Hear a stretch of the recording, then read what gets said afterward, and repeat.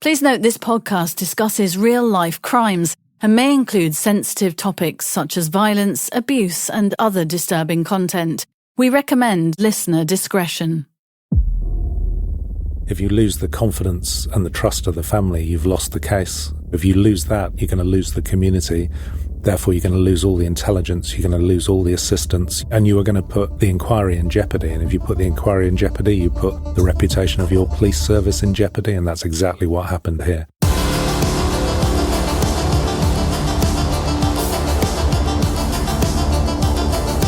I'm journalist Helen Fospero. I'm crime reporter Martin Brunt. And this is True Criminals. A journey into the darkest corners of the criminal underworld with insights from decades of true crime reporting. The stories behind the stories, plus exclusive interviews with those closely involved in notorious cases. Re-examining crimes so shocking, they still haunt our imaginations.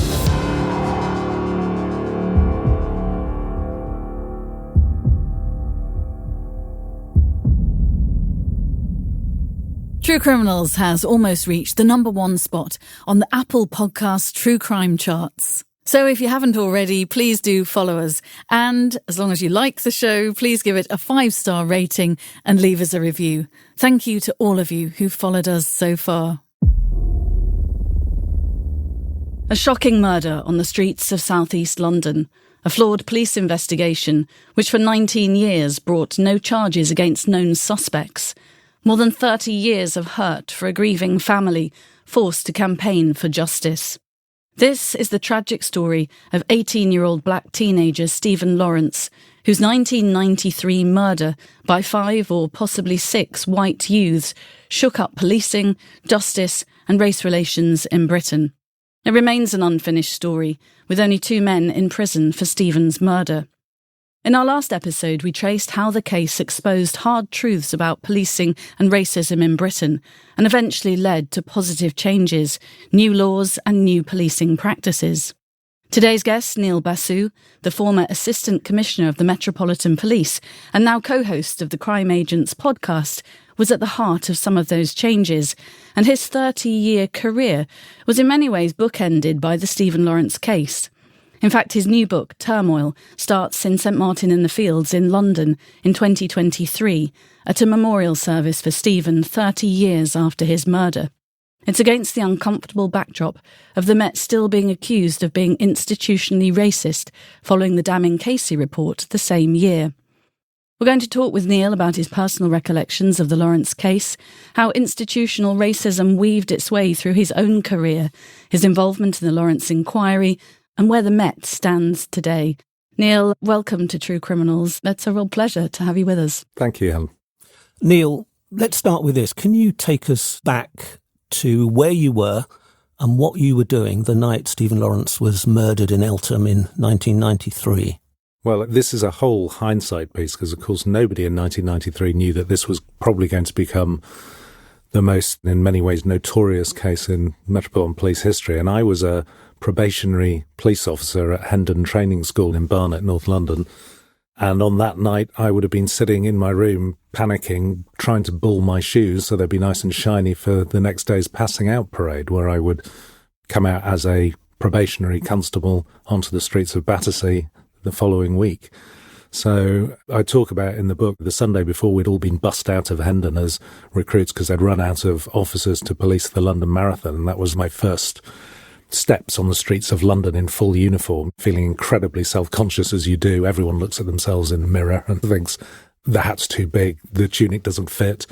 You're feeling incredibly uncomfortable. It's raining, you're damp, you're in this Barathea wool uniform, and you're wondering what on earth you're going to face and what's going to happen. And you're actually at a really lovely community event, which is the London Marathon. And then the night before you pass out and you're going to graduate, everyone is anxious to get out on the street and do the actual job. You're never really prepared for what you're going to see and what's going to happen. And for years, I've thought about the first officers who turned up on scene at Stephen Lawrence's murder, years after understanding that event.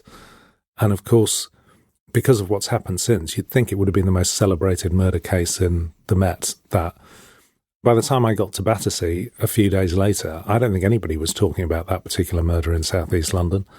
Obviously, because of where I ended up on the management board of the Met, I know it would have featured in the daily crime bulletin that the Commissioner reads every day, which says these are the most serious crimes that happened in London last night and this is what's happening with them. I'd like to think it was being treated incredibly seriously. A murder squad was deployed. You'd like to think that the head of murder in the Met would be briefing the Commissioner and saying everything is in hand. I'd like to think that was happening. I'll never know whether that happened or not, but it didn't seem to me, and you've been a journalist a long time, I don't know how it was being covered the day after it happened, but certainly no one was anticipating it would become the case it became. I don't think any of us did, and certainly I wasn't even a crime reporter in 1993. It was another year or so. I have Sorry, to say... Martin, I just think you've been going forever. That's a compliment, by the way. Thank you. I took it as such. Stephen's murder initially didn't resonate at all with me. I think I was probably in Bosnia covering the war. But equally for my colleagues, I don't think it was very much on anybody's radar. Your beat was South West London, Battersea. Yes. Just for a bit of context, what was Eltham like? The borough where Stephen was murdered, what was it like in those early 90s? Was there particular racial tension in that area?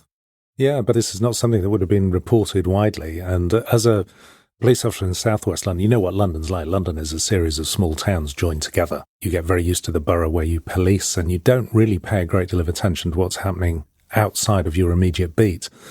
So nobody was talking about it in Battersea. I think the reality of policing back in certainly the 70s and 80s were a police service I would not have joined as a mixed-race man.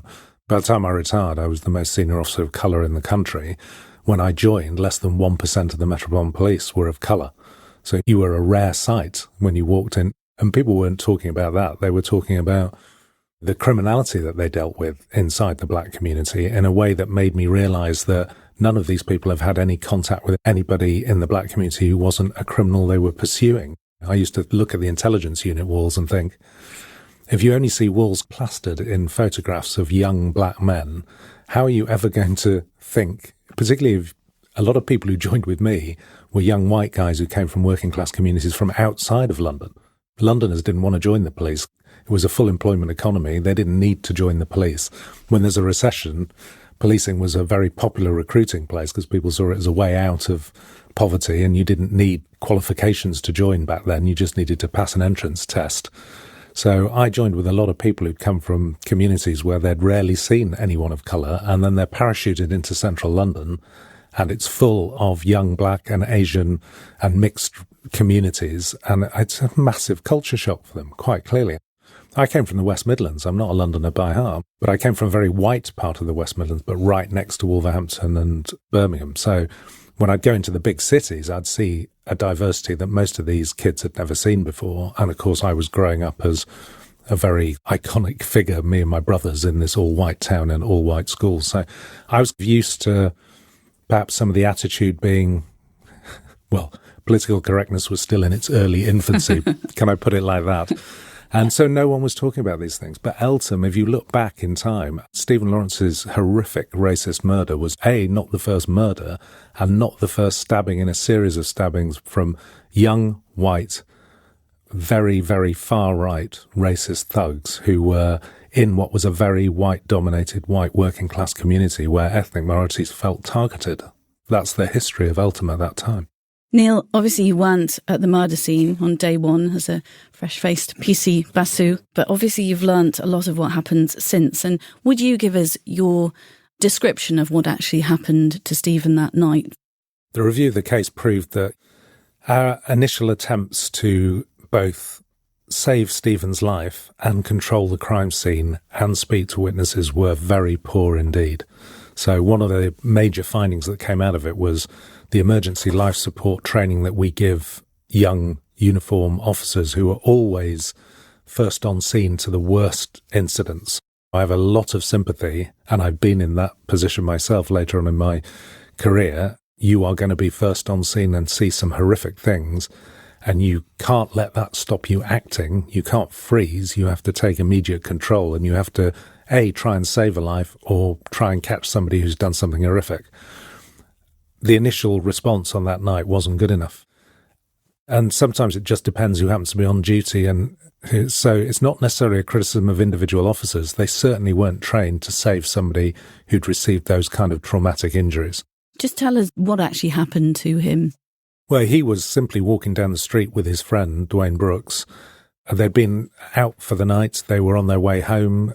They were walking towards a bus stop, and this group of what we now know were 6 white lads on the other side of the street started insulting them racially. Now, I think Stephen and Dwayne both realised this could be problematic. I think Dwayne first and started to run.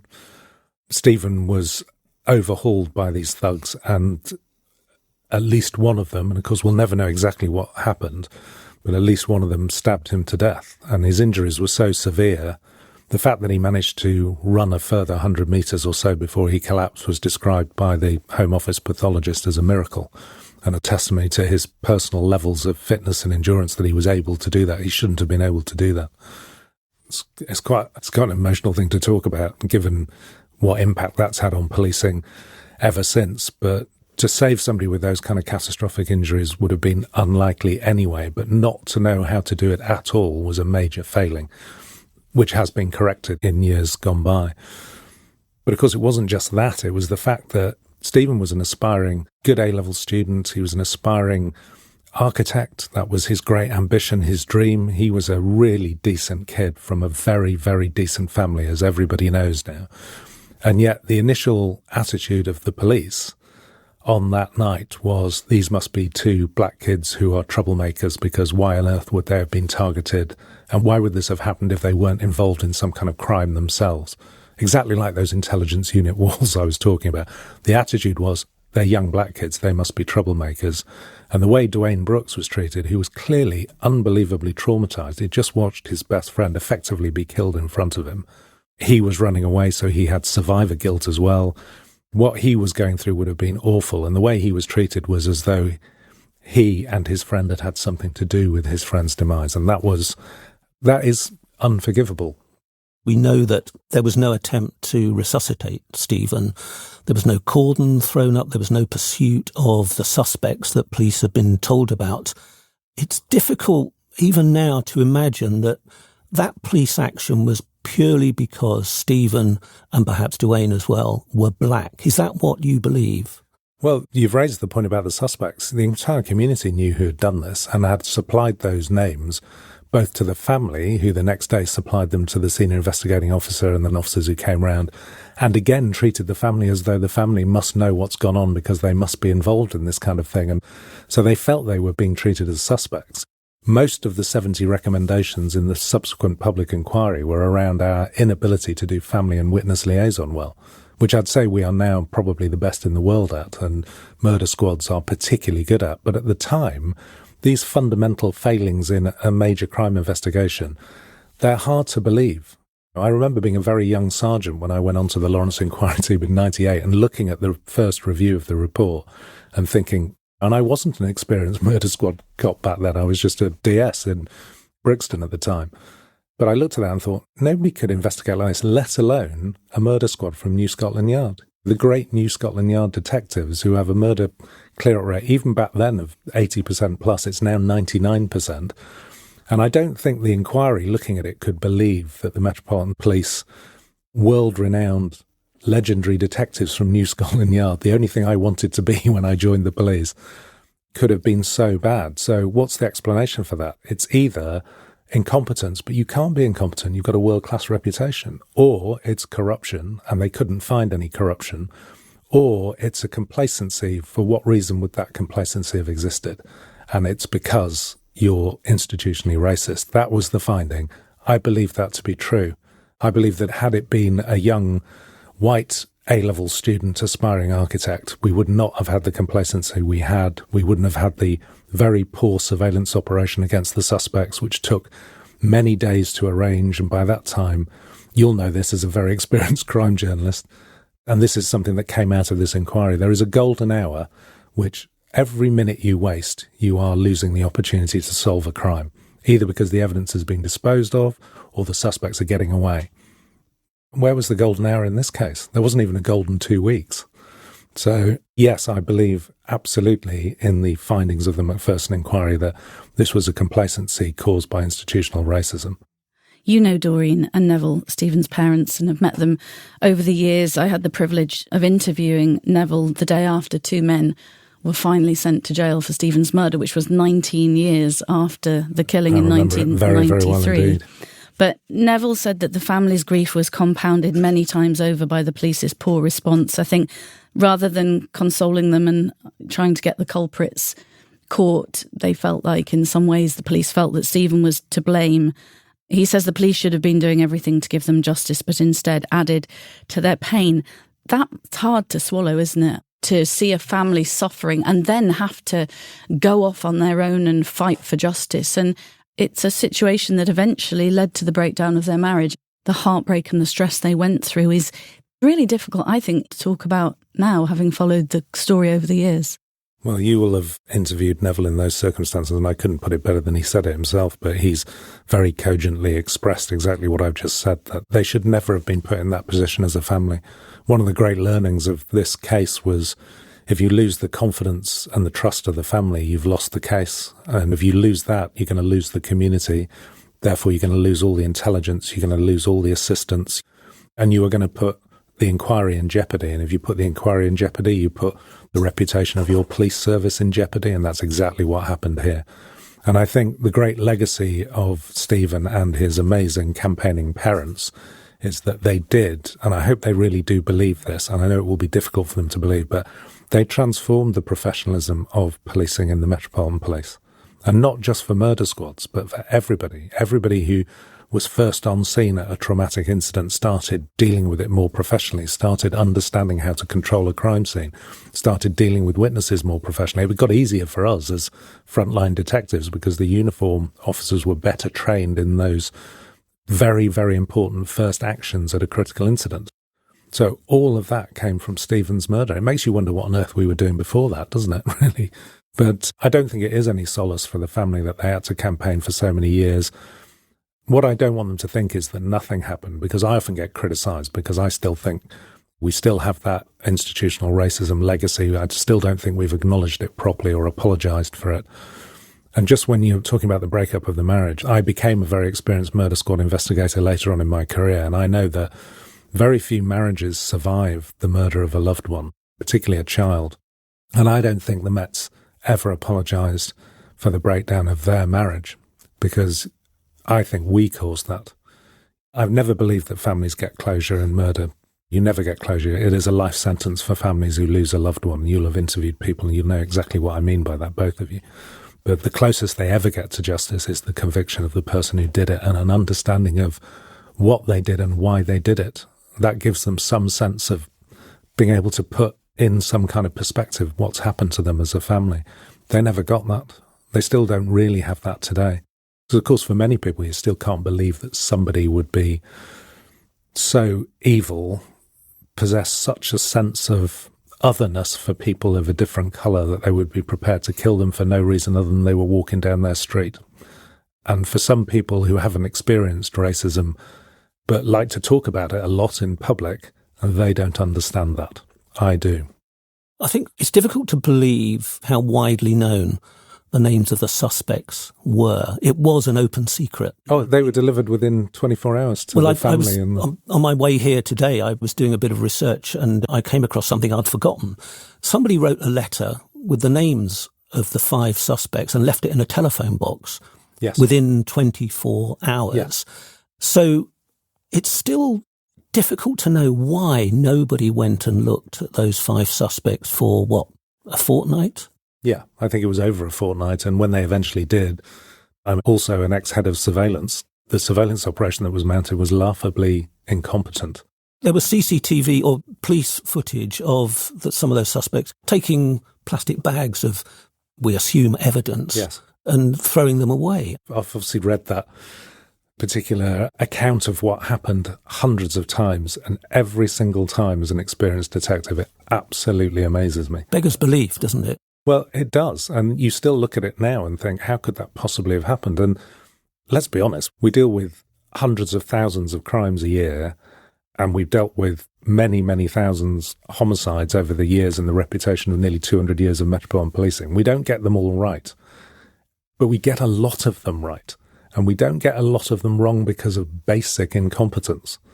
Sometimes we don't solve cases because they are genuinely unsolvable. There is no science that could convict the person. There's no eyewitness. There's no intelligence that would lead you to a suspect that would allow you to start doing some proactivity around the suspect. That was hardly the case here. I dealt with 17 Category A, the most complex level of murders you can possibly get, and not a single one of them would have had this kind of major line of inquiry within the first 24 hours. It's just astonishing. The suspects who weren't pursued initially, of course, were eventually arrested. There was an attempted prosecution by the Crown Prosecution Service. That didn't get off the ground because of concerns over the credibility of witnesses. The family launched a private prosecution that started and again was abandoned on the advice of the judge or the judge's insistence, again because of the poor witness evidence. What did you make of those attempts, at least, to prosecute some of those suspects? Well, it was correct that, bear in mind, by the time the suspects were actually arrested and charged and put on trial, the case itself was unbelievably flawed, and the identification evidence was flawed, and that is a complacency or an incompetence that's hard to explain by anything other than this was the Macpherson Inquiry's findings. But if you read it as an experienced detective, you say this is either incompetence, complacency, and then what's the cause of that incompetence and complacency? Is it racism? Is it the fact that you don't care that it was the murder of a black boy?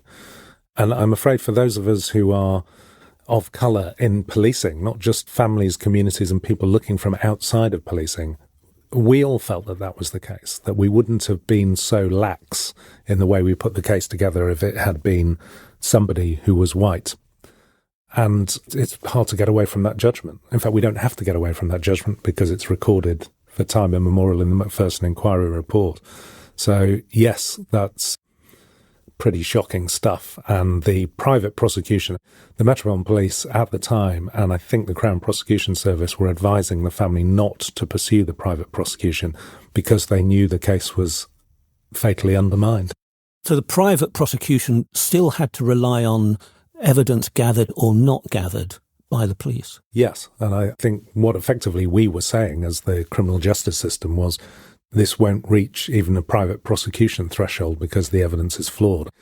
And we knew it was flawed because we flawed it. So the fact that they went ahead with it and then lost became another rod to beat the police with. In some respects, I think the police were very defensive about it, saying, well, we told them not to do it. Well, the reason it was flawed was because we didn't do our jobs properly in the first place. But of course, there was no such thing as the double jeopardy rule then. The double jeopardy rule came in because of Macpherson's report and subsequent attempts to prosecute the suspects. So effectively, you kind of know that it's over at that point because you cannot have two bites of the cherry. You can't re-prosecute them. It's been done once criminally and failed. It's been done once privately and failed. That's the end of the case. As frustrations grew about the fact that these youths who killed Stephen were still free, the Daily Mail ran a front page, I'll never forget it, it was 1997, featuring their photographs under a very bold headline, Murderers. How did that go down internally, Neil, and did it help or hinder the investigation? So that is a watershed moment where Paul Dacre at the Daily Mail said, fine, after they gave evidence to the public inquiry, and I think the world saw what kind of people these thugs were, he felt very emboldened to put that front headline out, which I think shocked us all. Everyone in journalism and everyone in policing and law enforcement would have said that's a very unusual step for a paper to take.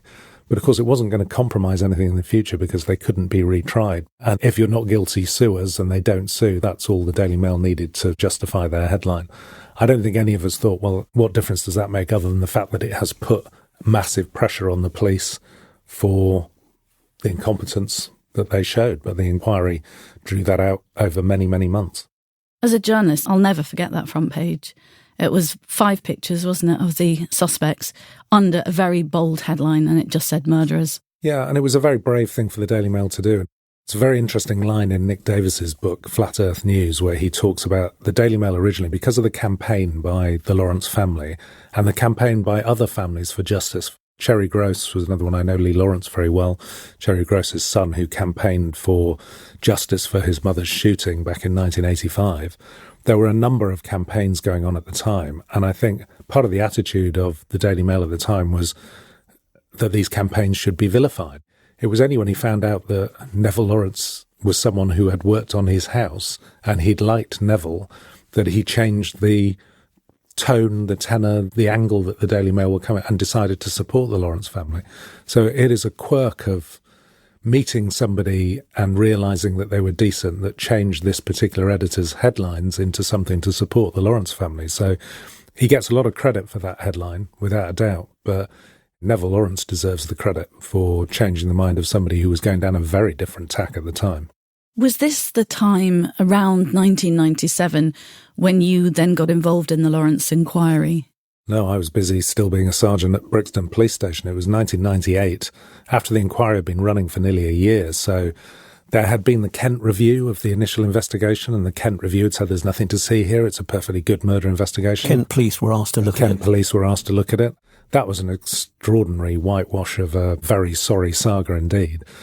But I think the Met had spent nearly a year saying, we did the best we could. I don't understand why we're being so heavily criticised. It took them a year to realise, well, maybe this wasn't quite as good as we thought it was. By this time, we're well into 1998. The inquiry's drawing to a conclusion. And in November, I get a call saying, would you come up to New Scotland Yard? Bear in mind, I'm a relatively young sergeant, 5 years service, and I'm sitting in Brixton at the time. If people don't know Brixton very well, for your listeners who don't live in London, Brixton is a very diverse part, but it has a very long history of very difficult race relations between the police and the black community. It's one of the centres of Afro-Caribbean life in London. It is a fantastic borough and a place to be, but it does have this history of tension.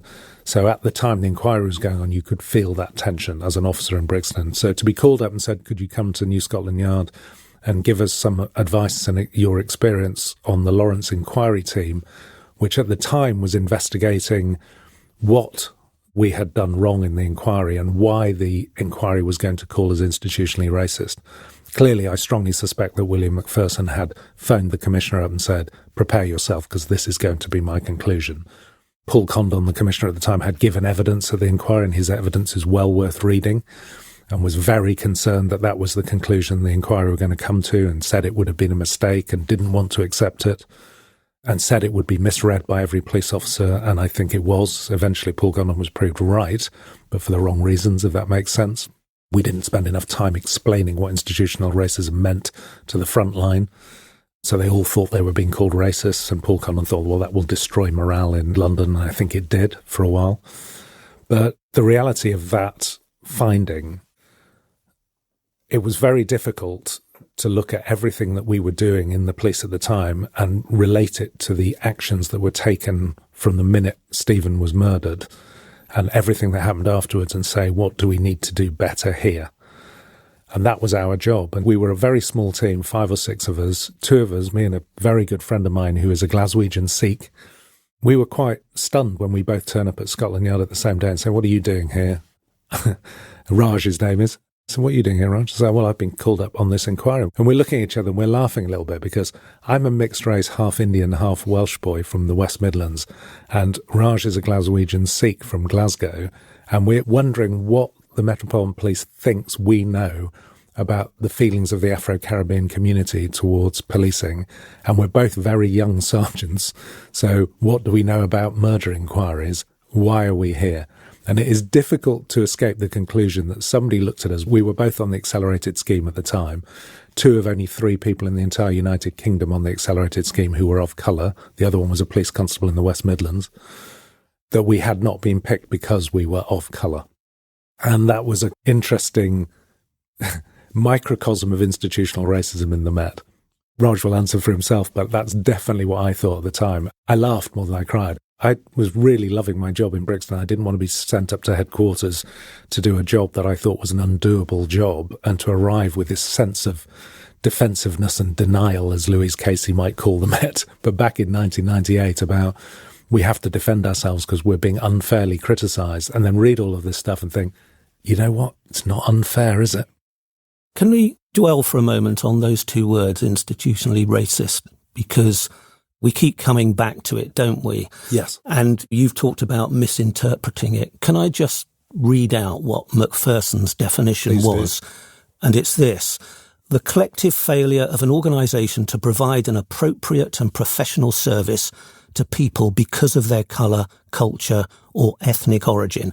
It can be seen or detected in processes, attitudes and behaviour which amount to discrimination through unwitting prejudice, ignorance, thoughtlessness and racist stereotyping which disadvantage minority ethnic people.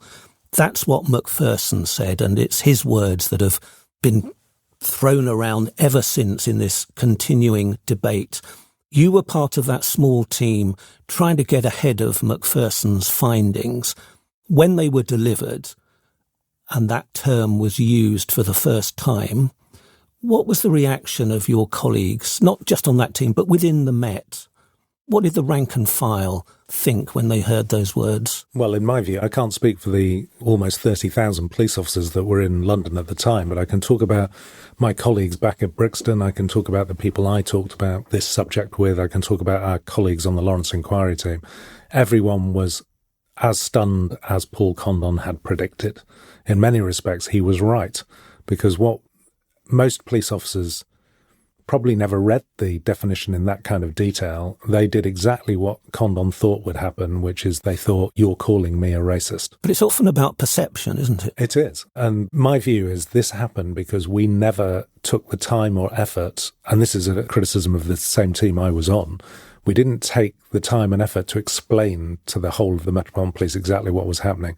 We introduced something called community race relations training, which was an attempt to give people an understanding of what the Afro-Caribbean community had been through post-Windrush. And I was at Brixton for the inaugural pilot event, and I was sent there by the Lawrence Inquiry team. It's your division, it's your station, they're your colleagues. Go and sit in that first session and then tell us how it goes down. To this day, it was my most uncomfortable day in policing. I'm the only police officer of colour in the room. I am one of the most junior sergeants. There are a few inspectors in the room. Every single one of them is sitting there with their arms folded, while a local community leader and Rastafari from Brixton came in and explained the slave trade and our responsibility for it. I even left the room thinking I was a racist. So it was the most clumsy and cack-handed attempt to understand institutional racism that I've ever seen. And I think I should have been a lot stronger when I went back to the yard, but I was a very junior officer to say, all that money you've just invested in that CRR training, you're wasting your time. And nevertheless, we put 45,000 people through it. And we ticked a box to say everyone's had their community race relations training. I think it set us back years. And it reinforced the attitude in the front line that we are basically just being called racists. And I look at that definition, I wish we'd given everybody Chapter 6 of the Macpherson Inquiry report to read and say, just go home and study that. It would have been a better use of our time. And what we actually did was we wrote a letter. Paul Condon wrote the letter. It's under his name, but obviously a lot of us had a hand in it. 3 people had a hand in it. Me, my best friend, and our boss, Bob Quick, effectively had a responsibility to write the Commissioner's response in the Daily Telegraph the day after Macpherson published his report. I think to this day that is probably the single short letter in the Daily Telegraph that explains why the Metropolitan Police was accepting institutional racism. And therefore every police officer thought they'd been thrown under a bus. And Paul Condon retired very shortly after that, retired hurt is a cricketing analogy he would appreciate, I think, because of what had happened. And he tried to take all of the drama of accepting it with him and then left it to John Stevens and Ian Blair, whose funeral I've just been to. And people underestimate the work Ian Blair did to try and reverse the damage that the Macpherson Inquiry had caused by getting us better and responding well to the recommendations. But at the time, not understanding that definition, which I think is about leadership, it's not about the front line. The people who drive us to do certain things are the people who write the processes and policies and govern the actions of the people on the front line. That's the leadership of the Met. This was a criticism of how could you have set up your organisation to be this disproportionate and unfair. It's more a criticism of leadership than it is of the front line, but we never explained it like that. I mean, what leader likes to say that they're not very good? So I think that's part of the problem, is we put the emphasis in the wrong place. And of course, there was an awful lot of incompetence as well. It wasn't just prejudice. There was our inability to life save, our inability to control a crime scene, our inability to treat witnesses well, our inability to do identification parades well. Which would have applied to white victims. It would have done. But I wouldn't be half surprised if there were a few cases in our back history where incompetence failed to solve a murder that were of white victims, or of black victims, or of Asian victims, where their families were not as strong and capable of campaigning as the Lawrence family. And in a way, I think not dealing with Macpherson's conclusion about institutional racism came back to haunt. And I mean, it came back to haunt, bringing it back to the Stephen Lawrence case, even in that 2023 30-year memorial service, because I think I'm right in saying it was just after the Casey Review. The Casey Review had also said that the Met was still institutionally racist as well as misogynistic and homophobic. And I think Keir Starmer spoke about it, didn't he, as leader of the opposition at Stephen's memorial. And am I right in thinking it actually stopped you in the end applying to be commissioner and going for the top job because nobody would actually properly acknowledge and deal with it in the way you felt it should be dealt with? Yeah, you've read the book, so you understand that I start with that moment in St Martin in the Fields, which was only a few weeks after Louise Casey published her report. And I was one of Louise's critical readers for her report before she published it. There were only 7 of us. We were in a room in Camden Town Hall. She had her deputy read over the executive summary and her conclusions. And I walked away from Camden Hall in tears. And I told Louise this. I said, I felt like I've wasted 30 years of my life. And I think part of it is that failure to acknowledge institutional racism. The last commissioner, and this comes from, not from me, but from very, very strong black community leaders who were very anti-police, but who back in the day helped us start to manage a relationship between the black community and the police, and to start getting a relationship where we could police together rather than bring policing to you. We would police with you. And the greatest fulcrum of that was a unit called Operation Trident. So these are community leaders who helped us with that. And they say the last commissioner who really understood diversity and tried to do something about it was Ian Blair. And something that was read out at his funeral in his eulogies, and was something that he would have been incredibly proud of, that he was trying to make the Met a more inclusive and representative place, and really understood Macpherson's conclusions and believed in them. They say he's the last commissioner. Because ever since Paul Condon said it, it's been very difficult, and Ian Blair was the deputy at the time, so he wasn't the commissioner to say it. I don't think John Stevens came out and said it as the commissioner of the day. But ever since then, commissioners have been skirting around, well, it's not for us to say, it's for others to judge. My response to that is, other people have judged you and found you wanting. So it's your job to say, we get it. We are institutionally racist. In fact, we're institutionally prejudiced. That's what Louise Casey found out, which is an instrument of command and control and bullying behaviour, and the isms, the racism, misogyny, homophobia, all of those things are symptoms of that problem, which comes from a very alpha command and control type of environment. I'm very familiar with it. I grew up in those environments. I started my working life in banking and sales. They were similar. Macpherson wasn't just describing policing, by the way. He was describing all of society. That's something else that's forgotten. So, yes, all of that, I think the Met would not be talking about it 35 years later if they'd just acknowledged it, apologised for it, and then continued doing what Ian Blair and his team started to do under Cressida Dick, who was the commander responsible for implementing the 70 recommendations of Macpherson. We did some incredible things. We started doing some incredible things to change the way policing was viewed and the professionalism of policing in response directly to Macpherson. I don't talk about those incredible things very much anymore because that's all previous commissioners and senior officers have talked about. Well, you don't give us any credit for what we did.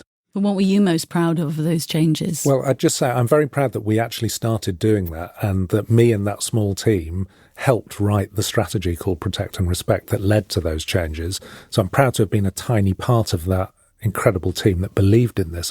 A couple of years later, in 2000, I was on the inaugural Senior Investigating Officers course for the most senior officer in charge of a murder. That course is amazing. Today, it's still an amazing course. It has completely revolutionised the way senior investigating officers investigate murder. We changed family liaison officer training, so it's now considered the best in the world. So the way families are treated by murder squads has changed dramatically. And our ELS, our emergency life support training for frontline officers, is incredible. I've had the head of nursing for the London Ambulance Service say it's at the standard of paramedics, and that's just for our frontline officers, not our specialist firearms officers. That's incredible. That's a legacy for Stephen. One of the most important ones, and I get very angry when I hear particularly conservative politicians talking about the waste of time recording non-hate crime. And the reason people didn't understand Eltham at the time is no one recorded all of those series of racist incidents. No one put patterns together. And by the way, that's just happened recently again. There was an 80-year-old Asian man murdered by 2 teenagers after a series of racist incidents where those racist incidents were not recorded or put together by the local police in borough, and that's in 2024. So the fact that we created hate crime units, we recorded, we took incidents seriously. If you thought it was racist and a hate crime, we would have to record it as such. That was an important change in the way police officers thought about what they were dealing with. Those were all really impressive things. There are more things we did. We just stopped doing them. Can I ask you one more question about institutional racism? And you've already criticised the current Commissioner, Sir Mark Rowley, for refusing to accept that label. He said very recently that he wouldn't accept it because it was an ambiguous phrase and a political term that might imply most people in the Met were racist. Do you have any sympathy with his view? Because I think in your book, don't you say that you kind of came round to understanding his explanation for not accepting it? I'm not sure I said I kind of came round to it. I really understand where he was coming from. And Mark, by the way, Sir Mark is a close friend of mine, and he knows that. And I've been very supportive about a lot of the work he's done as Commissioner. I was his deputy when he was head of counter-terrorism for many years. I'm very close to Mark. I think he's one of the brightest and most capable chief officers I've certainly ever worked for and we've ever had. He deserves his knighthood and his role as head of the Metropolitan Police Service. The one thing we never agreed on was this term. And that's because of what you've just said, that he says it's politically ambiguous. And he has pretty much repeated what Paul Condon and the Association of Chief Police Officers, every other chief constable in the country, thought back in 1998, but before Macpherson published. And before the Chief Constable of Greater Manchester blurted out that he thought his force was racist publicly and forced everyone in ACPO to reconsider their position and for Paul Condon to eventually accept it. So he's repeated what I think is a lie of 30 years. And political and ambiguous, it is a politically charged term. It comes from a politically charged public inquiry, which was commissioned by the new Labour government under Jack Straw. If Tony Blair hadn't won that election, there would have been no Macpherson Inquiry. Without a doubt, there would have been no Macpherson Inquiry. If Jack Straw hadn't persuaded the Lawrences to accept William Macpherson, there would have been no public inquiry. It is a political inquiry. Most public inquiries are politically charged. I don't think it's political if, and I've had this argument with a very, very senior colleague in the past, the idea that this anti-racist sentiment of admitting you're institutionally racist and then doing something about it, if that's political, we're all in trouble. I don't find anti-racism a political sentiment. I find it a humanist one and a human rights issue, not a politically charged statement. Is it ambiguous? Yes, he's right, because Paul Condon was right. We never explain it. And really, Mark didn't spend any time trying to explain it to people either, other than the soundbite is politically ambiguous, which was echoed by Suella Braverman. And if Mark had accepted institutional racism, he'd never have got the job. There was no doubt under that Conservative administration, who were fighting a culture war against woke at the time, which I became a victim of, he would not have been given the job. And in fact, Mark actually went further. He didn't get any credit, including from me, and I'm sorry about that, Mark, for using the term systemic. I did try and explain publicly, you're using the word that was interchangeable with institutional in 1967 when Stokely Carmichael, the great US civil rights leader, invented it in the first place to explain what was happening in the States. That's what he was trying to do, was to say, I recognise it's not just about individual racists. We have those, we'll find those and we'll get rid of them. And Mark's done more for professional standards than any commissioner since Paul Condon or Sir Robert Mark. So he's taken a lot of very direct action against overt racism. By using the term systemic, he was recognising that it's not just individuals. There is something in the way we conduct ourselves as an organisation that's wrong. And I know, because I sat on the London Policing Board for a year, that he is putting lots of actions in place. What I was trying to say to Sir Mark and everybody who doesn't understand this comment is the reason that you don't understand it is probably because you're not black. And I'm not appropriating the black struggle, but I think, as a friend of mine once said, I can't call you my brother because you're not my brother, but you are a very close cousin. As an Asian person, we recognise what happened to the Windrush generation because it happened to the Asian immigrant population in the 60s and 70s. So we come from a similar place and a similar place of hurt. So I understand it. And you don't understand how important those two words were to the black community. By substituting them, you're sort of denying them, even though it means the same thing. If you were brave enough to say it and accept what William Macpherson said and accept that it's still an ongoing problem, you guys are in the media. I think the media pushback that policing was also scared of. They were scared of all the mainstream media and social media saying, I told you were racist, I've told you all along, and that would be a real pushback and that would be a real criticism. I think that would have lasted about 24 hours in the current media climate. And I think when Andy Rowe, the LFB fire commissioner, had his own mini Macpherson report and admitted the fire service was institutional racism and then got on with his action plan, I remember him telling me I had about 24 hours of media and I had a couple of weeks of pushback from the front line and then we just got on with it. Now, he won't have cured it, and I'm due to speak to the LFB in months to come. He won't have cured it, but he's gone a long way to lancing the boil of the criticism of this statement. I think policing's in danger of talking about this in another 20 years' time if it's not careful. I don't think the black community is going to give them the credit for any kind of work they do to close the gap in trust and confidence, which is wider than it's ever been in my service.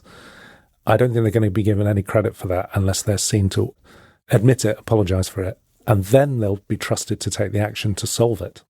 So do you think Sir Mark Rowley's continual denial will be his undoing? He won't be there for another 4 or 5 years if he wants to stay on, and it will need a new commissioner to accept it. No, it won't be Sir Mark's undoing. I'm normally optimistic. Leaders have to be optimistic. But I would say that the cause of DEI is pretty much dead and buried. I thought a new Labour government would have this front and centre of the agenda. I think Trump being re-elected in the States, we underestimate the effect that has in a global 24/7 media environment. The way he's effectively excommunicated the entire issue. Farage has jumped on that bandwagon with the reform local councils.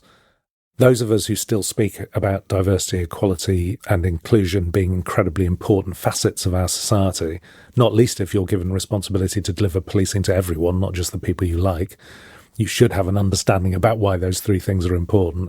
And this was the reason that I decided to retire, was when National Police Chiefs Council decided they weren't going to admit institutional racism in 2021 and they weren't going to apologise for it, but they were going to launch an action plan to do something about it.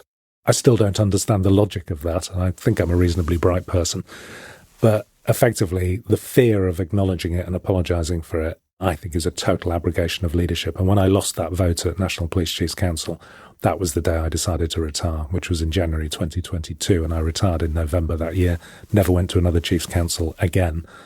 Very disappointed in the actions there, but that's not the reason I didn't apply to be Commissioner. I was never going to get the job as Commissioner because as far as a certain Conservative administration, this is not all Conservative politicians, but as far as a certain Conservative administration was, I was the super woke so-called head of counter-terrorism, and they were never going to give me that job. There was no point applying for it. And the reason I know that is an ex-chief whip of the Conservative Party rang me up to apologise for the political lobby briefing against me the week before in September 2022, when I was considered by a lot of your colleagues to be the number one candidate in the country for that job. And friends at Scotland Yard on reception had put money on you at Ladbrokes, I think. Well, so you had to set them straight. I walked in and somebody said, I think you're 3-1 at Ladbrokes. I've put money on, sir. And I said, don't do that. I haven't applied. So One save thing that your money. struck me is you were detailing the meaningful changes and the new policies that were coming through. And then very pointedly you said, then it stopped.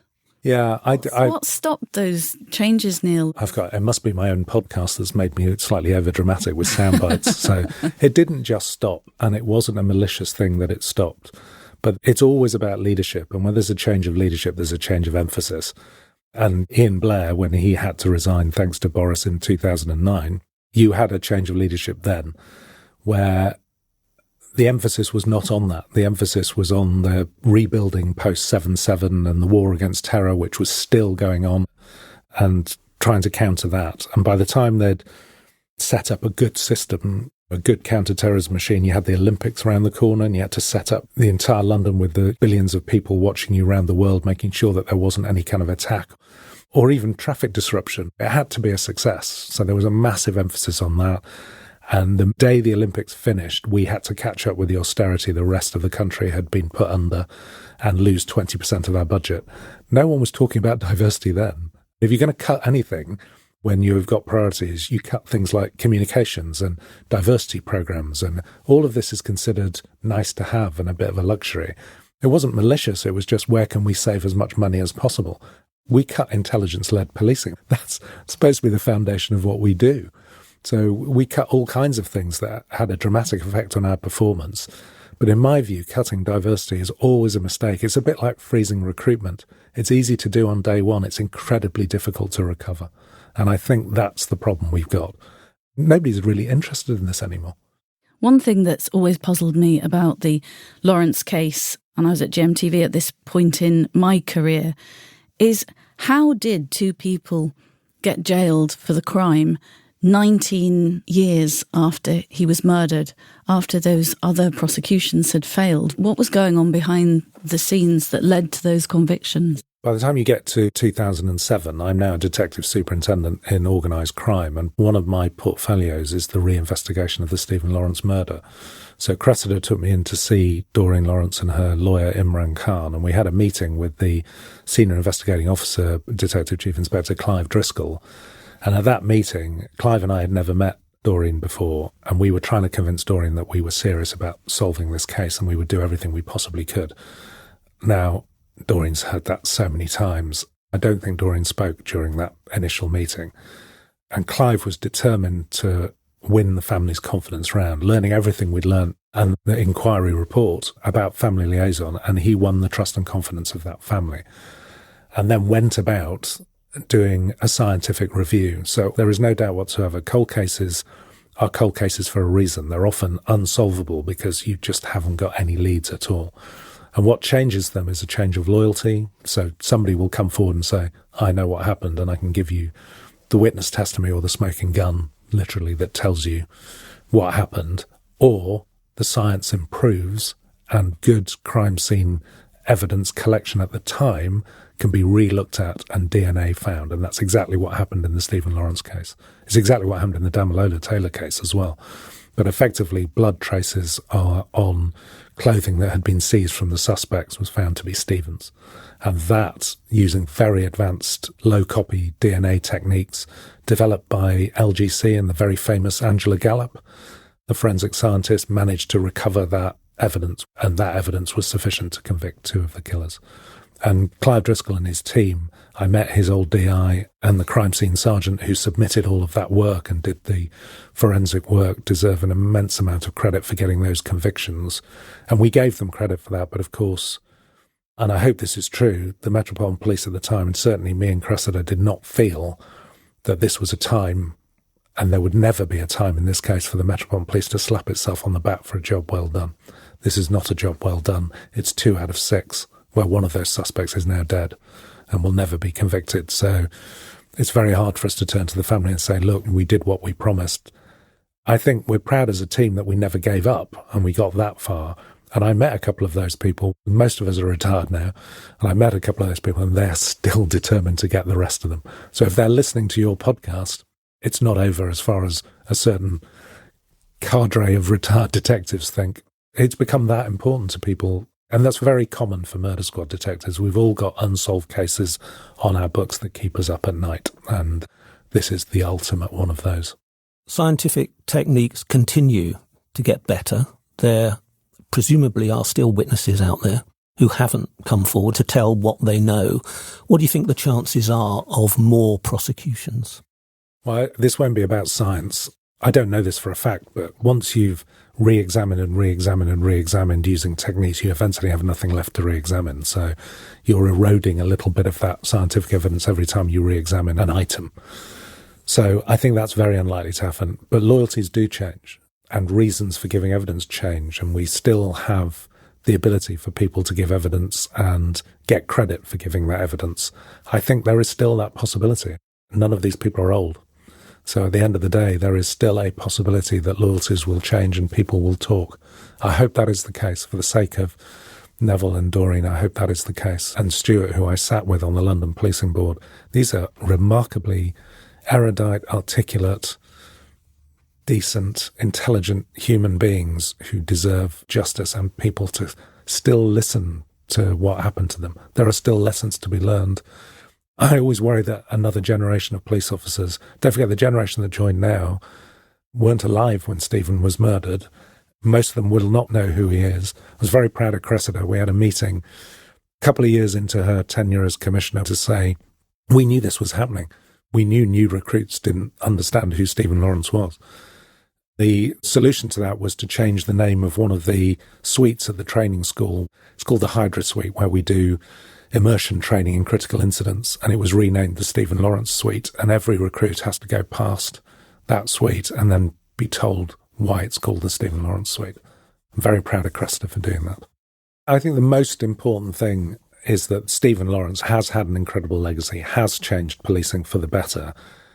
I think the ability for policing to keep that legacy going is in the balance. And I think you can never be complacent about this issue. And also for the rest of society. I think we could go on to do many podcasts about the state of our society today and how polarised we are, and all kinds of current geopolitical events making us even more polarised, the anti-immigration, the asylum. All of the things William Macpherson was talking about in 1999 were not just redolent of metropolitan policing or policing in general. Policing had had a long history of racism and corruption going for many decades. He wasn't just talking about that. He was talking all of us in society have to look at ourselves. And I'm talking to the NHS soon about this very issue. They understand they've got a problem with this issue. If two of the biggest public services in the country, National Health Service, and if policing could only acknowledge they have this problem, that would be a turning point, I think. One more thing I should ask you. You say in the book that as a very young officer, you realised very quickly that there were things that were wrong, but you didn't feel confident enough to challenge them. And as one senior officer told you, you either fit in or you F off. I just wondered whether you felt new recruits today feel any more emboldened to call out stuff that they see as wrong without jeopardising, like you felt, that your chances of promotion would be scuppered.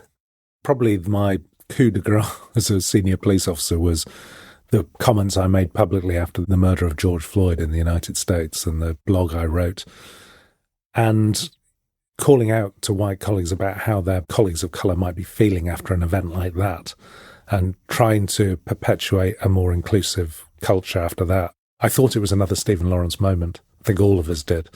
And I still speak to and mentor a lot of young and older and junior and senior black and Asian officers, and not just in the Met, around the country. And I think everyone is still incredibly nervous about speaking up about how they feel. In fact, I bumped into two old colleagues. We're all retired. We're all from the same generation. They'd read my book and they said that was my story as well. We all kept our heads down, thinking that we could make it better when we got to a position of power. And then when we got to a position of power and we said something, we all got taken out of the knees. So if it can happen to an assistant commissioner, you can imagine how a police constable feels. But I think there is a braver, younger generation. I worry about society moving in a direction whereby I thought youngsters were becoming far more racially and socially aware, my definition of woke. That was certainly the case with my kids growing up as teenagers. They used to laugh at me and say, only people of your age talk like this, Dad. So I thought it was getting better, but they're in their 20s now. And I think a younger generation, the last 10 years have seen a very worrying divergence from what I thought was an ever-increasing tolerant path. I always look at the British National Attitude Survey, first published in 1982. Read it in 1982. Anyone who's watching this, Google it. Read it in 1982. Read it in 2024. That proves that the United Kingdom is the most tolerant society on earth, I think. The stark difference between the answers to the questions, one of which is, would you live next door to a family of colour if they moved into your street? And 16%, I think, said yes in 1982, and 86% say yes in 2022. That tells me something that's very different from the way the media are reporting Epping, the far right, reform, the kind of attitudes that have become prevalent today. It seems to be very different from those big surveys. The small polls are very different from the big polls. I remain optimistic that we're still on the right trajectory. And for me, that is still the legacy of Stephen Lawrence. Neil, thank you so much for talking to us about it and sharing your insights from inside the Met, from inside your own personal experiences, your career. And we're both looking forward to listening to you on the Crime Agents podcast. And we'll see you at the next awards ceremony. Thank you very much for the publicity, Helen. You're very welcome. Thank you both. And we both enjoyed the book, Turmoil. It certainly doesn't pull any punches. Thank you for saying that. Both of us would highly recommend Neil's book, Turmoil, and you can find it in our Linktree and also in our show notes. And as we wrap up this double episode on Stephen Lawrence, a few final thoughts for our listeners. Stephen's murder was a tragedy that laid bare some very uncomfortable truths. It led to reforms that have improved policing. But the interview with Neil, I think, underlined for me how much work there still is to do, Martin. Yes, many people of my generation can't hear the words Stephen Lawrence without thinking of injustice, racial injustice that still exists today. I think Stephen's name is synonymous now with a turning point in British criminal justice. It really is a murder that haunted the nation, but it also changed the nation. For me as a journalist covering this story over decades, one of the biggest lessons I suppose I've learned is that you should never give up, like Stephen's parents didn't give up. And they did get some sense of justice, not all the justice that they want. And as we've explored with Neil, there are still other suspects who've never been brought to book. But journalists and campaigners, not least the Lawrence family, continue to campaign to that end. Officers like Neil within the system pushed for change. It took 19 years to convict 2 of the killers, but Stephen's murder is still being talked about because it matters for so many reasons. It's a case that stayed with me throughout my entire career. Hopefully my career isn't over yet, but when I do close my notebook, there will be other journalists from different generations still talking and writing and pursuing the Stephen Lawrence case.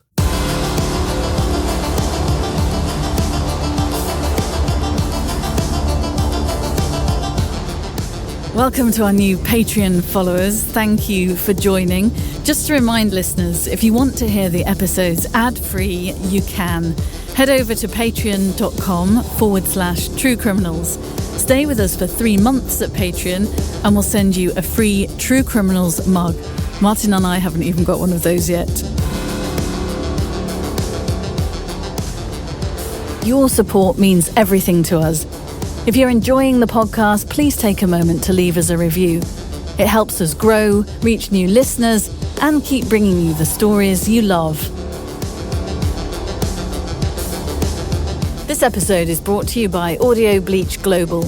Our producer is Russell Barnes, with audio production by Andrew Chappell. The original score was composed by Chap Mannequin, artwork by Bleached, executive produced by Lee Mann. Follow True Criminals on Instagram at true.criminals and on YouTube at youtube.com/@true-criminals.